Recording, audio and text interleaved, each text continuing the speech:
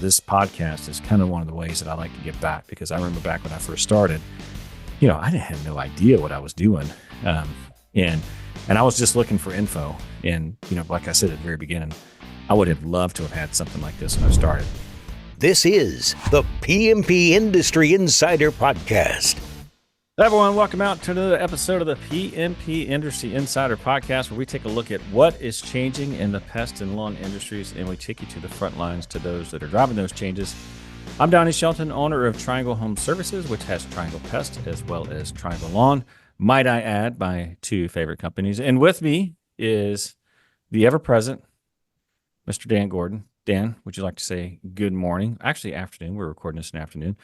Introduce yourself, a man who needs no introduction. Our sponsors, talk a little bit about our peer groups and our topic, at least introduce it, and then we're going to spend the rest of the time going through that. Does that work? Can you handle all that? Was that information overload, or you got it? Good thing I have it written down, or I'm sure I'd skip something. So good afternoon. It's Dan Gordon from PCO Bookkeepers. We are a outsourced CFO, accounting, tax, preparation, planning, exit service. If you want more information, PCObookkeepers.com.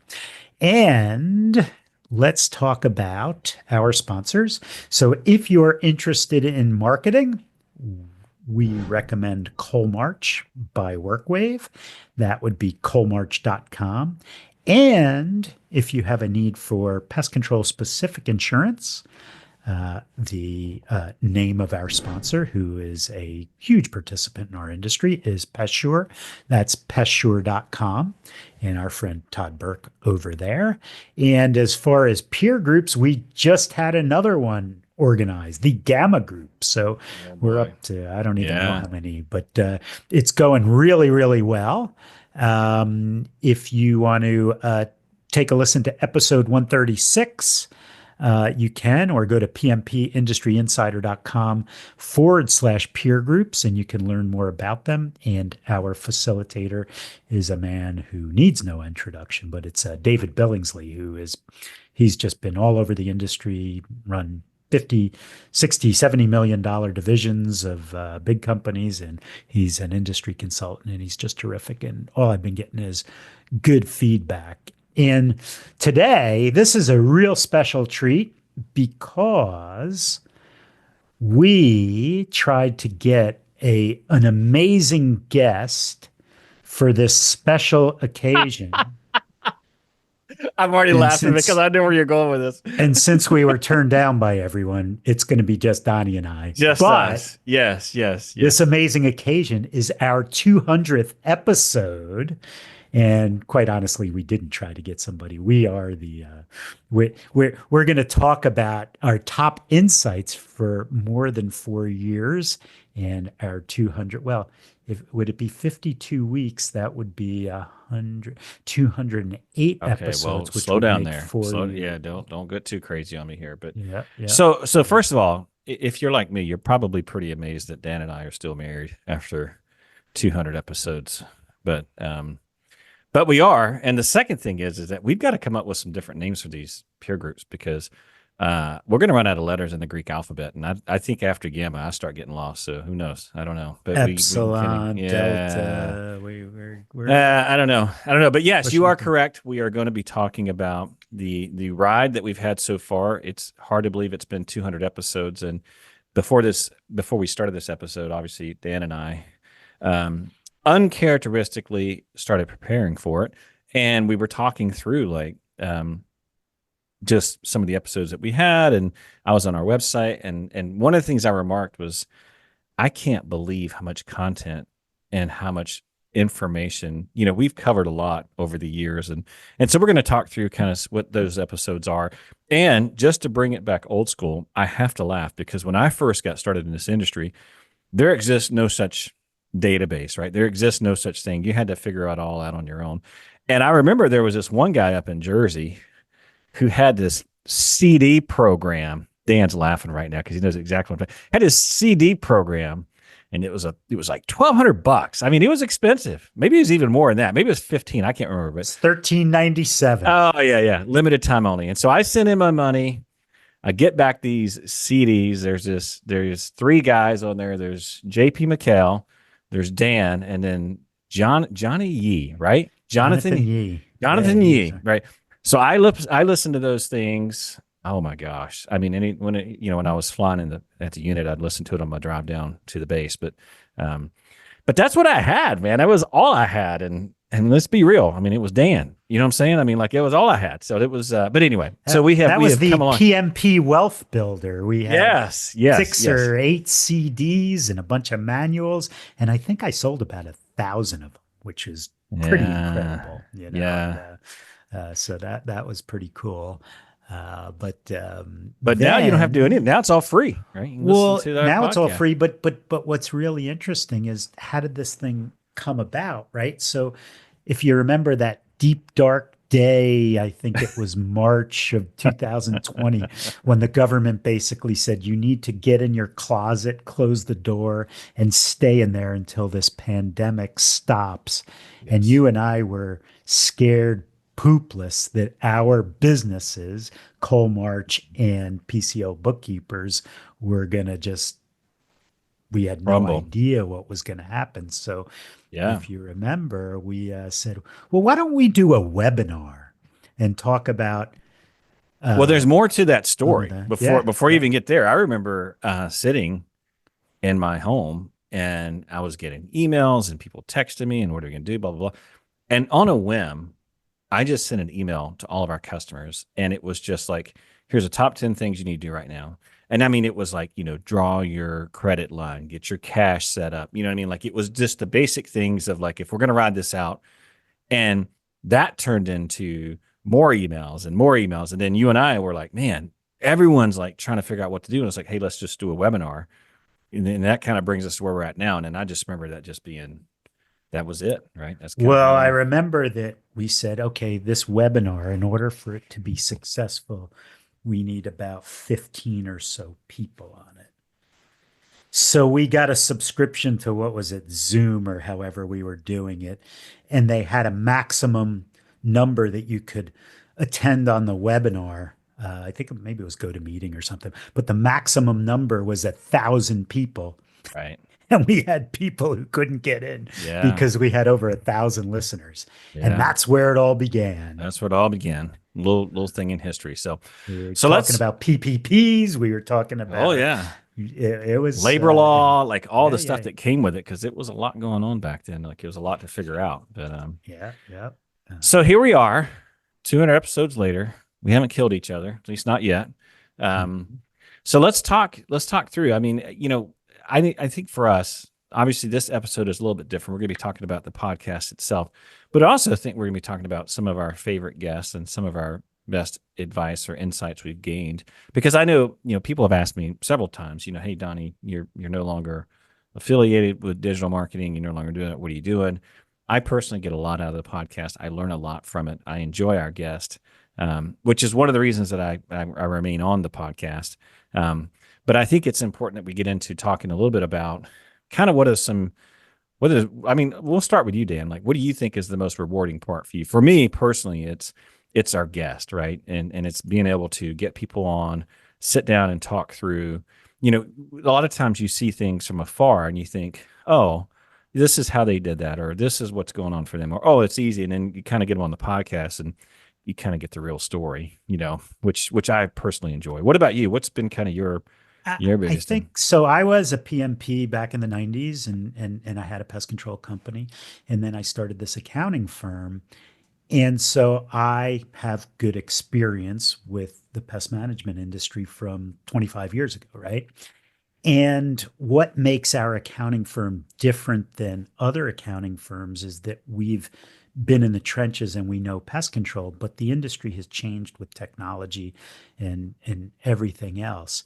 And so what this allows me to do, along with the peer groups, is to understand the industry besides the accounting, right? So we have some pretty cool accounting ideas and concepts that we apply to pest control, but when's the last time you talked to your CPA and he started talking about chemicals or LD50s or, things like that, or the insurance that's needed, or, pest pack or field routes, or, and so the podcast allows me to kind of see the entire industry, not just from, accounting lenses. So I think that's probably the biggest thing for me. Yeah. Yeah. Yeah, it is absolutely, it's good because you get to keep up with what's happening, and what's changing because, at least in my case, I get my own little world and we have our own Mhm. little, we talk about our little micro economy. We've got our own little micro area here, and it's hard to kind of keep up and see. And I love the fresh ideas that we get. I mean, like, I don't remember the guys from Canada that were doing the Facebook contest. It's just some of the stuff that they're saying. Oh, I'm like, Liam and James, yeah, those oh my guys are gosh. great. Oh, They're in our I know. peer group. Yes, yes. I mean, it's been good, like having guests like that, to kind of get you to think. And truthfully, on a lot of the episodes, I'm taking notes. I don't know if you remember back when we had the guys from Fox, I was taking tons of notes. And I mean, there's been other guests I've taken tons of notes. And when we get done, I'll come back and say, okay, hey, we need to talk about this as a team, or, bring it back to my own company. Um, and so, for me, I think that's probably been one of the best, at least for me, one of the best things about the podcast is that, being able to take what we're talking about, take a ton of notes on it, and then bring it back, and then make changes ultimately in the business, which is the goal of the podcast. One of the things that we really talk about a lot before we do an episode is this relevant? Is this useful? And I realize as we're doing a podcast on our 200th episode, we even talked about it for this episode. We like, are people really going to want to hear, what are our top takeaways after 200 episodes? And Dan fought for it and said that people would want to hear it. And so I let it go. But ultimately we want the podcast to be a place where you can listen to it. And then when you get done, you can go back and actually make a big difference in your business. And so I feel like, looking over these 200 episodes, like I said, before this podcast even started, I was just scrolling through, and there's some fantastic episodes in there.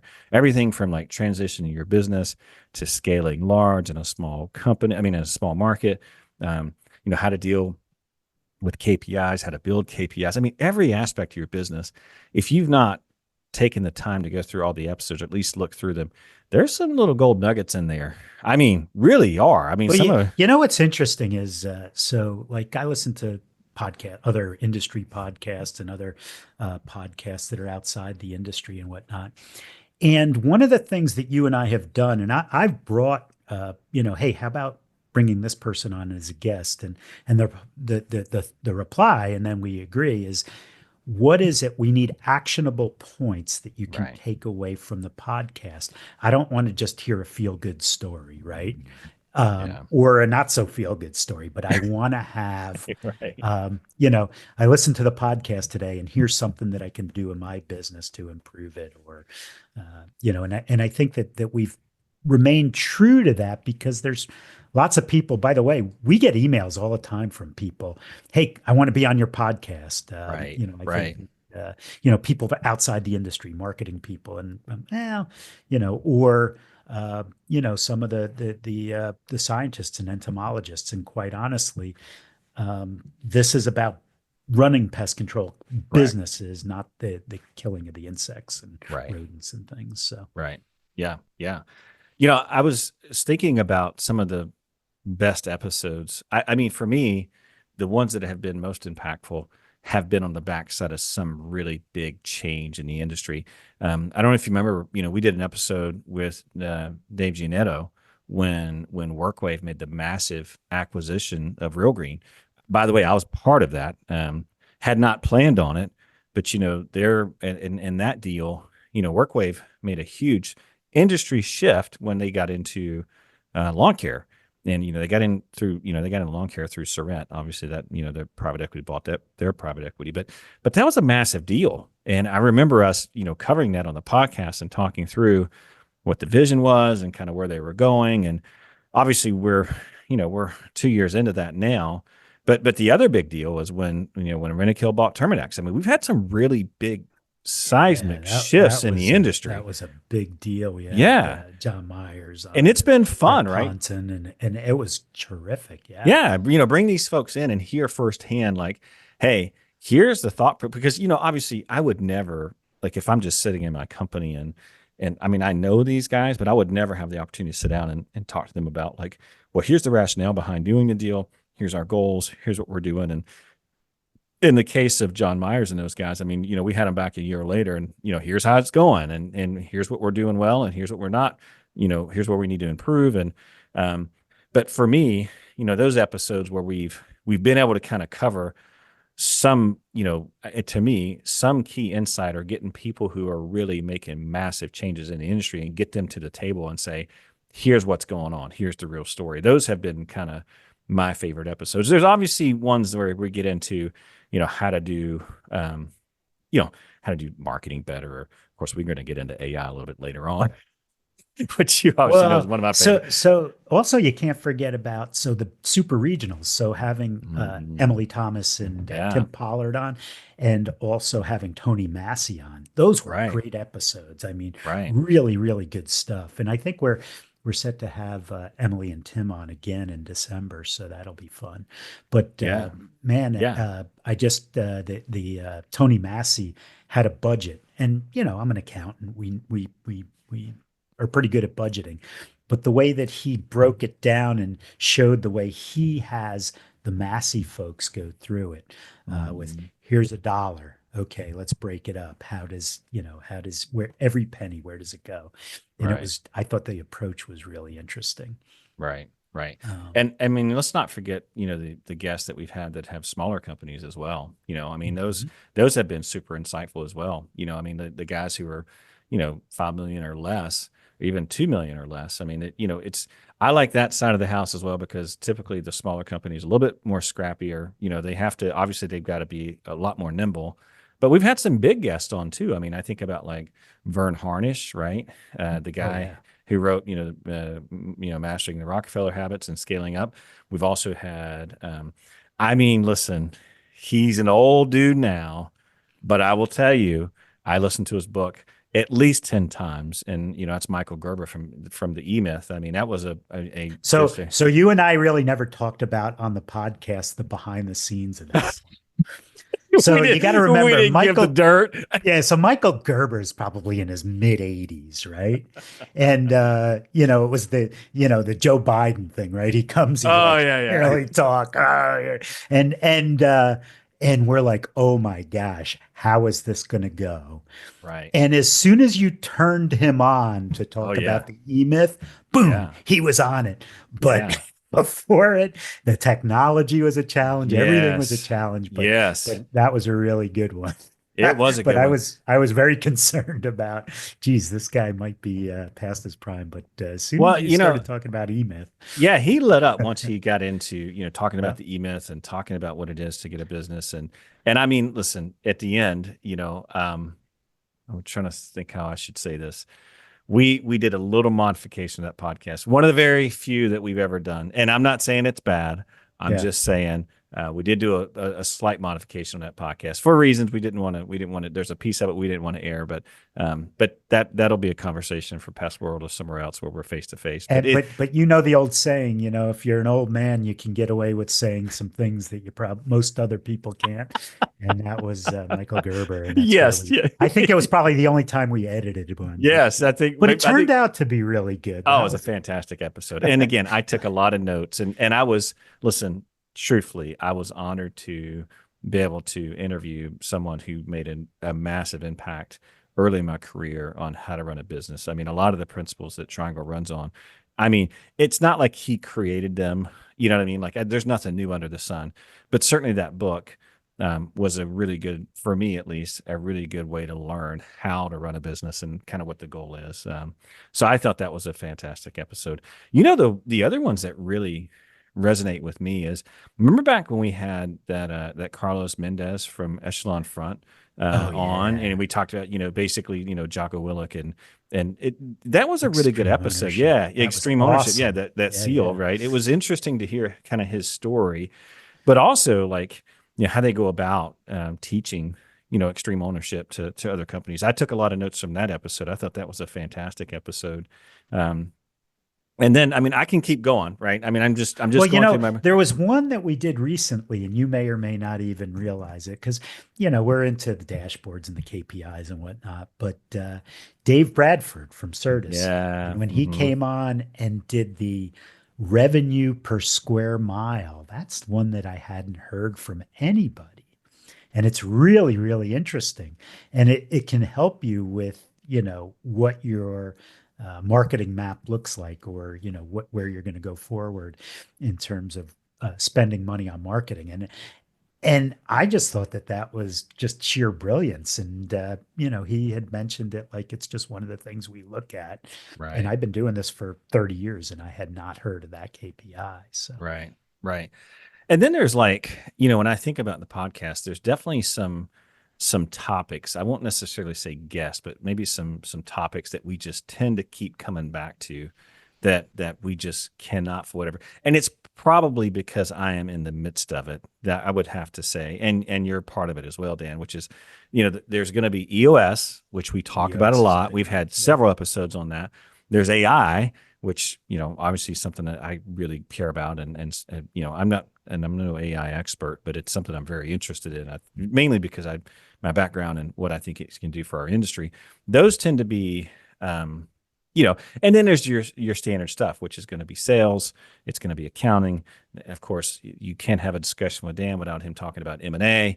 I mean, they're going to be, there's a lot of good, again, if you're new to the podcast, if you've not been sitting, jump seat for, I don't know how many years it is now, but a lot. I don't Almost know. 4. Yeah. Almost 4 years.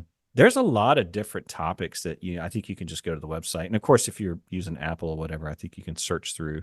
But everything from, marketing to M&A to private equity. HR, Jean Seawright, she's been a tremendous guest. Yeah. And some of the insight that she's brought, she's been outstanding. I'm sure we'll have her on again in the future. Yeah. Mark Ruff, same thing, right? I mean, Mark Ruff, yeah. Yeah. Non-competes, right? So the Yeah. whole, where's that going, Right. Right. And then there's like, obviously, we got guys like Tim O'Rooney, who gives you kind of the Wall Street perspective and kind of how our business is viewed, from there. And I don't know. I mean, for me, again, if you are new in business, even if you're older, like I said at the very beginning when we started this, I would have loved to have had a repository of hearing from owners like, Bobby Jenkins and from Mike Romney. And I mean, just, these guys who have really, and gals who have really had a big impact in the industry, and just talking through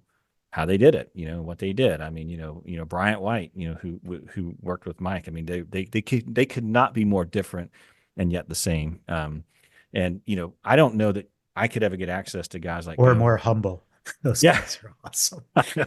For what they did. Like, we're doing fun. And you're like, you're doing really fun. Like, how many accounts? Oh, we sold 27,000 this year. It's like, yeah, you're doing all right. You're all right. Just keep doing what you're doing. Yeah, yeah. And I mean, you think about guys like, Gil Grattan. I mean, when we had him on, I took a ton of notes from his episode. I mean, Gil's just doing amazing things in lawn care. And so point being is, I think the takeaway, at least from this part, is, I kind of view episodes, well, not all of them. My favorite episodes like kids, right? I can't say there's one specific one I can put as number one, but certainly it's been a fun ride, kind of learning a lot about, I mean, we've had some sticky episodes as well. Remember when we had Ron on and he was talking about how he had to buy out his partner and what that went like? And it wasn't awful, but I mean, just some things of, typical things that you might run into, as you're building your company. Okay. What else do you want to talk about in terms of episodes? You want to talk about guests or just best advice or insight? So one of the questions is, let's dive into the best or insights we've picked up over these 200 episodes.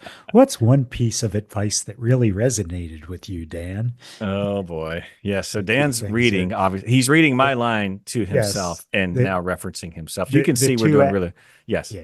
The two things that we've implemented are definitely EOS. I mean, we're all over that. And AI, as we mentioned. And if you remember Andrew Lauder, who was on our podcast not too long ago, but he was outstanding, just the whole AI thing. I actually had a call with him the other day for him to, he has like a fact finding call that he'll do with prospects. Like, what could AI do for our business, or how do you see it? And he gave me some tremendous insight. That Yeah. was really good. Um, Well, we've had him out at a peer group as well, and yeah, I like Andrew. He's yeah, very really different. I good. don't feel like he's trying to sell me anything. And by the way, we Not at don't. all. Yeah, I don't think. For those of you who listen, we have no relationship outside of just having him on the podcast or whatever. It's not like he's sponsoring, um, but I will say that he's been some of the stuff that we talked about when we had the peer group, and we had a little bit more time, and he was kind of running the show. I was pretty impressed. Like I Yeah, said, I take a lot of yeah. notes, but definitely AI has been, um, at least for me, when I think about best piece of advice, and mainly, what's funny is like, do you know what made me get into AI? It was like I actually ignored it for a really long time. And then I got asked to speak on it, of all things, which just made me die laughing. I'm like, what? And, I was looking through our episode list, and I think I know why. I think I know why. I could be wrong, but I was looking through our episode list. Do you know that we were talking about AI back in 2020?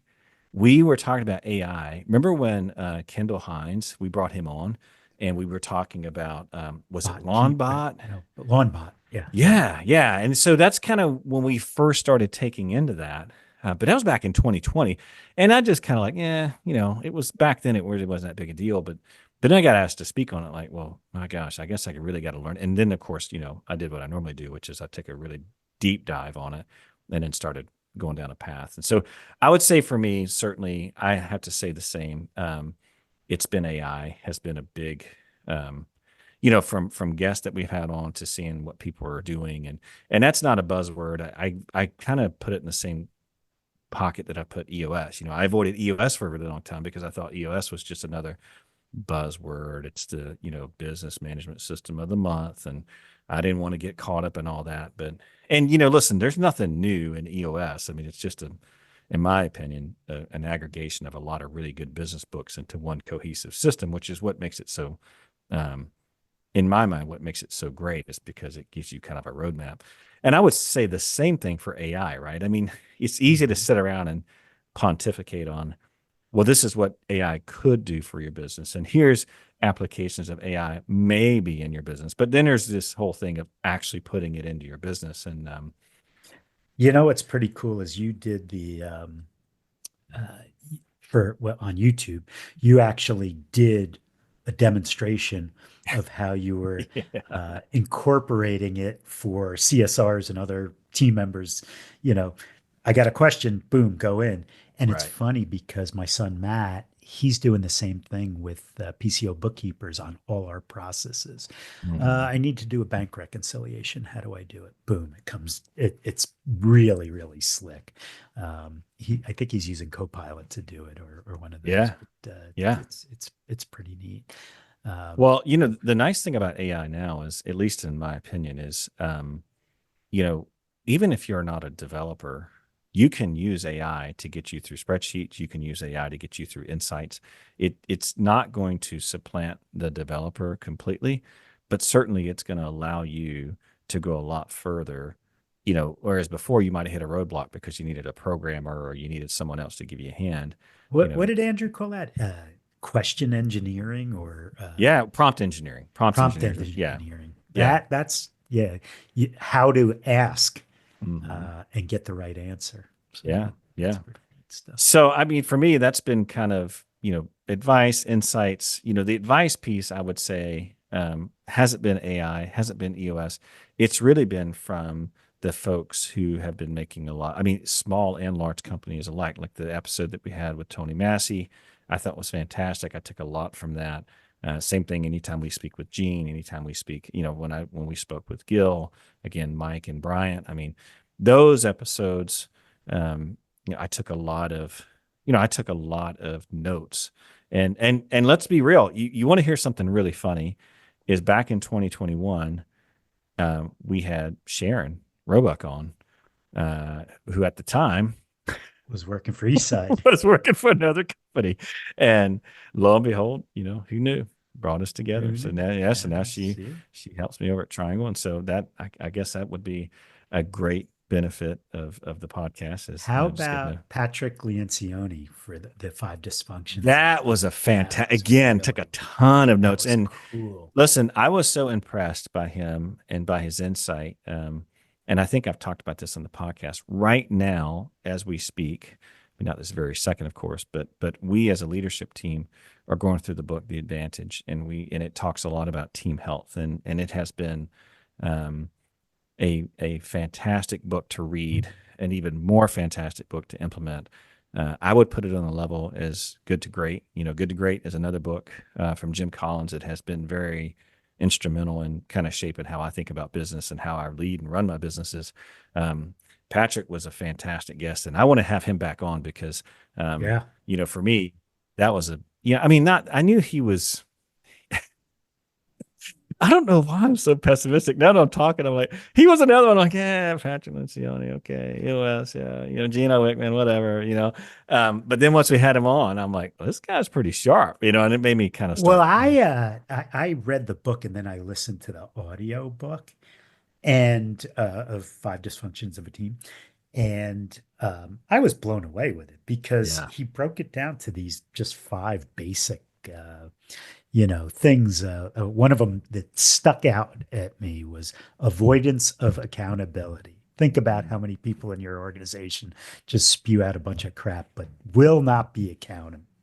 Well, or you build systems around. It's almost like you're playing whack-a-mole, right? You keep smacking all these symptoms, but you're not addressing the real problem, right? The real problem is hey, this person needs to be more accountable and they need to handle what they're supposed to be doing. So instead of having that conversation or being really uncomfortable, you just make these little systems and these little things, and where really you just need to get in front of it and make it happen. And so, the other one I would say that has been helpful for me are these quarterly roundups. You know what I mean? Like where we go back and we kind of review, like, this is what happened for the quarter. Here's what's going on in the industry. And what I really like about that is it forces me to look at what's happening in the economy. It forces me to look at what's happening out in the world and then pull it back to what's happening in the industry.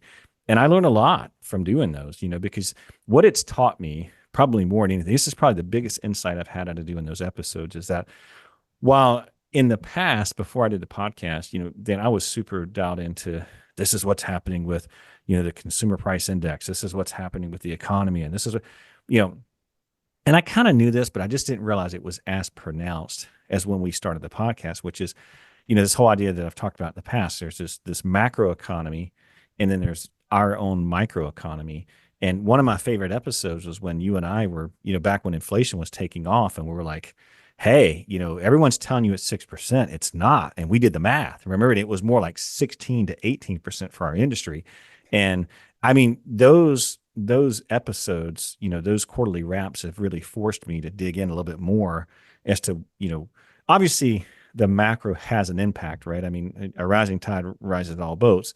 But at the same time, really understanding that while that may be what's happening in the big world, but really need to pay attention as to what's happening in service itself, because that's what's really going on with my business and with folks who listen to this podcast. And our listeners, we were pounding the table. You got to raise prices. You got to raise. And I think that window's closed up. But if you did it, you did really well, because it was kind of interesting. Our pest index showed all of this growth during that period.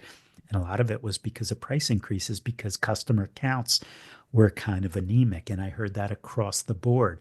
But then we had clients who their customer counts were anemic, but didn't raise prices, and their profits got, hammered. Yeah. Right. And it's so that was kind of interesting, that whole thing. And the thing of it is at least for us, I don't want to relive that moment again, but just something I would say is, I did not realize at the time, and I don't think a lot of people in our industry realized, is that the biggest contributor to inflation that we had, we had, chemicals twice the price, fuel double, whatever. The big one was labor, right? And just how much of an impact. Like I've said this back in the day, and I'll say it I'll die on this one, which is, our biggest issue in growing our industry is not going to be opportunity. It's not. It's not going to be leads. It's not going to be the availability of work. It's going to be the ability to get workers. That is going to be the limiting factor when it comes to growth of our industry. Because again, you've got guys and gals who are growing up who are taught, you should not do blue collar work. Number two, there's someone that you can pay to do that. And number three, you're too busy. And so when you put all those together, it creates a huge opportunity, but it also creates a real challenge in attracting, blue collar workers because they're just less and less while the demand is going up. And so that to me has been a really, really big insight. And I got one last. Yeah, I would tell you though, I mean, being in this industry for so long that it used to be that guy with jeans and a cigarette hanging out of his mouth and the B&G sprayer and whatnot. Right. And even though it's let's face it, it is a blue collar industry, but it has become really, like you get these second generation kids and these kids coming out of business school and these door to door guys who are just brilliant, and they come in and it's not a tired industry. Like you see that PCT has that truck wrap contest, and some of these wraps are pretty amazing, really intricate, and people take pride in it. I didn't see that 25 or 30 years ago, so. Well, there's also been this transition to technology, I mean, just this idea of, you think about what a technician looked like 10 years ago compared to what a technician looks like today. And truly, I think, one of the biggest ways that we attract new talent to the industry is through technology, and just how we leveraging it. I mean, obviously there's the benefit for the business, but also, people who's more comfortable with technology, there's that technology component. You're out there doing paper, and I don't think there's many people doing paper statements anymore or invoices or whatever, but just how important technology plays into who we attract to the industry and how we keep them there. And then I got one last thing here, and then we're going to wrap up. I do have one. All right, what you got? Data analytics, which everybody. But the thing you just reminded me of is here's one that Real Green and Field Routes were doing for lawn care guys is in their routing, figuring out not just route density, but keeping the truck on the same side of the road so that you don't have to pull the hose out the other side. Now, how dialed in do you have to be where that's going to create efficiencies? That means that the technology is pretty incredible. Yeah. Yeah. Well, it's funny because that was exactly what I was going to finish out with. I think the last thing that I have seen, and this has created a ton of interest. I mean, we're going to do an episode later on in the year on, listener questions, but these scorecards and KPIs and how people are tracking and what they're tracking. And, that has been a slippery slope. I have been living that world probably for the last 2 years. I feel like we just got on top of it, mainly because we were in the midst of a CRM change and those types of things. But just how much interest in that one number that we developed here at Triangle, and then we didn't develop it, right? But how our approach to it and an approaching of the one number in EOS, how we implement it in our business, that generated a ton of questions. And I've gotten lots and lots of questions. We got questions in on the podcast, which again, we'll cover those in another episode. But for me, that's been another, kind of pushing the envelope on that, because, back in the day, man, I say back in the day, I mean, 10, 15 years ago, there just wasn't that much data available. And so a lot of things you just kind of had to this is the best that we got. And in some regard, we're still a bit behind the world in technology and data, but it's getting better and better. And I'm really liking what a lot of these CRMs are doing and exposing more and more of their data. I'm not on every CRM. Obviously we run at Triangle, we run on WorkWave. But I've just been very impressed with how that technology is evolving and access to data is getting more and more ubiquitous, right? It used to be very, very difficult, and but now with the advent of APIs, it's given us more flexibility, because man, when I first started, I was running 10 different softwares because I couldn't get them to talk to each other. And one, it's like this, it's like the spork, right? It sucks at being a fork and it sucks at being a spoon. It's like you try to do all things and you're not good at anything, right? And so now with these APIs, it's given us a lot more flexibility. But with that, I'm kind of done chatting for this round. I mean, what do you got to add here? Again, listen, I'm grateful to be on the podcast. Very grateful for our listeners, grateful for our guest. It's, this industry has been nothing short of amazing for me. It's given me a life I never dreamed I'd had. I just never dreamed I'd have the life that I have now and have the ride in my career that I've had. And, this podcast is kind of one of the ways that I like to get back, because I remember back when I first started, I had no idea what I was doing. And I was just looking for info. And, like I said at the very beginning, I would have loved to have had something like this when I started, but that's for me. What about you, Dan? I think the same thing. I think I really enjoy doing the podcast, and I have a life that is absolutely amazing, and it's all because of this industry. And some of the most successful people I know are in this industry. So don't let anybody tell you otherwise. It's right. A fantastic industry. It's not a get rich quick scheme. It's a get rich slow scheme. That's what it is. Right. So. Right. And the other thing too is that I don't think you'll find an industry with better people than what you'll find in our industry. I mean, some of the most honest, straightforward, hardworking people I've ever met, I've met in this industry. So with that, we're going to stop the Love Fest, but I meant every word I said. And we, of course, we always appreciate any ratings and reviews that you can give us. All the episodes that Dan and I talked about on this episode are available on the podcast website. Just go to pmpindustryinsider.com/podcast. You got every episode we've ever done there and available. And of course, if you consume it via Apple or whatever.